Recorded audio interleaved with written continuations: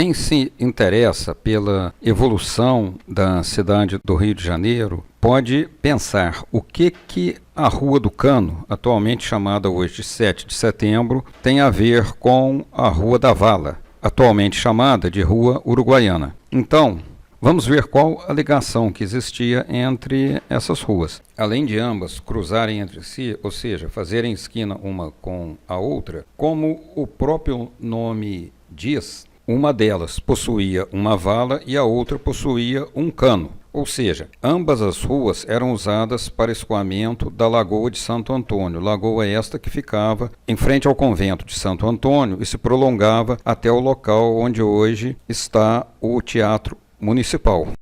Isto é, esta lagoa existiu nos primórdios da colonização e ela foi sendo aterrada ao longo do século XVII.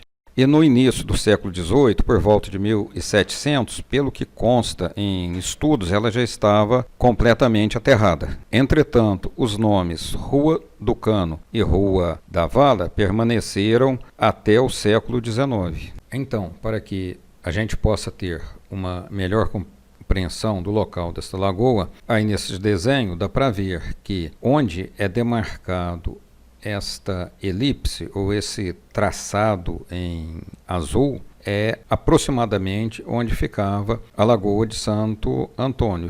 Isso são marcações aproximadas, tá bom? E aí, aonde nós vemos esses dois círculos verdes, também marcações aproximadas, seriam os limites aproximados dos morros de Santo Antônio e do Castelo.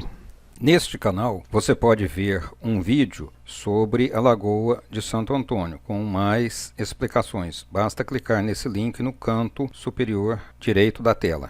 Até o ano de 1646, a Lagoa de Santo Antônio se comunicava com o mar através de uma vala que existia na rua que tinha também o nome de Rua da Vala, que atualmente é chamada Rua Uruguaiana. Entretanto, nesta época, essa primitiva vala da Rua da Vala, ou Rua Uruguaiana, se tornou insuficiente quando ocorriam grandes chuvas. O volume de águas da lagoa aumentava muito. Por quê? O que acontece? Com o desenvolvimento da cidade, você vai pegando área e vai fechando as áreas de escoamento da água. Você vai diminuindo a área da lagoa, a terra um pedacinho ali, outro pedacinho ali. Ou seja, quando existe muita água, a tendência é essa água não ter para onde ir e o nível da água sobe, causando enchentes. Para resolver este problema, a Câmara da cidade do Rio de Janeiro, nesse ano de 1646, metade do século XVII, contratou um mestre de obra para construir um cano de pedra e cal. Geralmente, nessa época, as construções eram feitas de pedra, cal e óleo de baleia. A denominação cano, na verdade, seria um canal, ou seja, uma calha ou um canal, como nós chamamos hoje, mas na nomenclatura da época, um cano também era um canal. Este canal ou cano deveria ter cerca de 75 centímetros de profundidade e 1 metro de largura, partindo da Rua da Vala ou da Rua Uruguaiana, e deveria conduzir uma parte das águas em linha reta ao mar, seguindo em frente ao Terreiro do Carmo, ou seja, o Largo do Paço ou a Praça 15. Se vocês observarem nos dias de hoje, a Rua 7 de Setembro, ela chega até o Largo do Paço ou a Praça 15. Em função deste dreno que foi feito, chamado de cano, este dreno determinou o traçado da rua, ou seja, ao longo desse dreno foi feita uma rua, e por esse motivo, a Rua 7 de Setembro, antigamente, era chamada de Rua do Cano. E esse nome continuou até a metade do século XIX.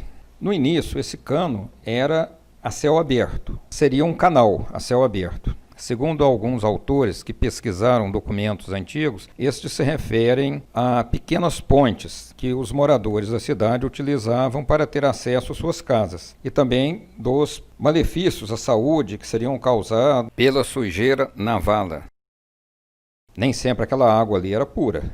As pessoas jogavam muita coisa por ali. Ainda segundo alguns autores, não existe data precisa de quando e por ordem de quem que esta vala foi tapada. Ou seja, foi coberta, né, como se ela tivesse uma laje em cima da vala. O que se sabe é que, por dentro desta mesma vala, depois de algum tempo, muito depois que essa lagoa já tinha sido totalmente aterrada, esta vala foi utilizada para passar um condutor de água que alimentava o chafariz construído pelo governador Gomes Freire e que foi depois removido e remodelado por outro governador, o Luiz de Vasconcelos. Ou seja, chafariz este que ficava lá na Praça 15, no Largo do Paço, que ainda existe até hoje, só que hoje ele não funciona mais como chafariz, que é o chafariz da pirâmide. Vocês podem ver um vídeo aqui nesse canal. Essa Rua do Cano, na verdade, no início, ela não chegava ao Terreiro do Carmo, ou Largo do Paço, ou Praça 15. Ela parava um pouco antes, em frente aos muros do Convento do Carmo, na chamada Rua de Trás do Carmo, onde terminava. A partir daí, esse cano ou esse canal seguia de forma subterrânea, passando sob o claustro do convento. Só no ano de 1857, quando a rua foi rebatizada com o nome de 7 de Setembro, que foi aberta uma passagem dessa rua, né, que terminava ali um pouco antes, até o Largo do Paço. Então vocês podem ver aí nessa imagem que existia um anexo ali do convento, encostado à igreja, que tinha uma aparência um pouco diferente, aquela igreja do Carmo, da Praça 15, e esse pequeno pedaço de construção foi derrubado para a abertura desta rua, que foi largada. Hoje quem passa ali no centro é o VLT, é uma rua de pedestres e praça também aquele moderno bonde, o VLT. Um outro detalhe curioso é o seguinte: a parte da atual Rua 7 de Setembro, que se chamava Rua do Cano e que ficava entre a Rua da Vala, Uruguaiana, e o Largo do Rócio, atual Praça Tiradentes, chamava-se inicialmente Rua de Trás de São Francisco. Segundo um autor, este trecho era distrito residencial, que em fins do século XIX acabou se convertendo em uma zona da chamada Luz Vermelha, ou Baixo Meretrício. Depois, esta área perdeu esse tipo de ocupação, em consequência de um alargamento realizado e com a remodelação urbana que ocorreu no início do século XX. Passou a ser uma área comercial. Em tempos mais distantes, vários jornais tiveram redações na Rua 7 de Setembro, ou Rua do Cano, e existiram ali também clubes políticos, grêmios literários e outros endereços famosos, muita coisa de cunho comercial.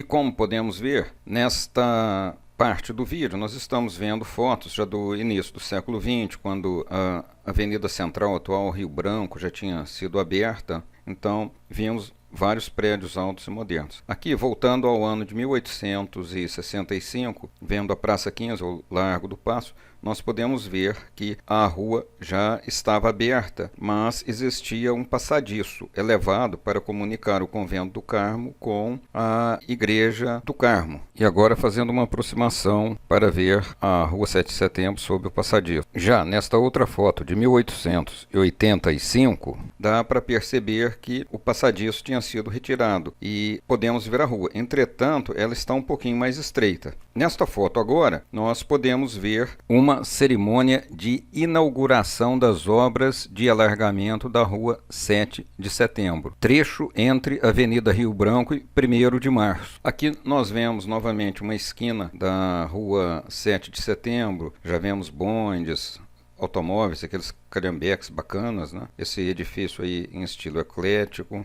Então, em algumas destas fotos, nós podemos ver a esquina com a Rua 7 de Setembro. Então dá para ter uma ideia, pelo menos, da fachada dos prédios que se volta para a Rua 7 de Setembro. Podemos ver que os edifícios são bastante requintados, em estilo eclético. Isso aí é do início do século XX, a primeira geração de edifícios da Avenida Central, e tudo ao estilo de Paris, que era o modelo para a capital federal naquela época. E agora vejamos a Rua 7 de Setembro nos tempos tempos atuais, em 2020, vemos que uma linha de VLT passa por esta rua, e aqui olhando para o sentido oposto, estamos vendo a esquina da 7 de setembro com a Uruguaiana. Observe aquele prédio requintado ali à esquerda, é a confeitaria KV. Existe no Rio de Janeiro desde 1860.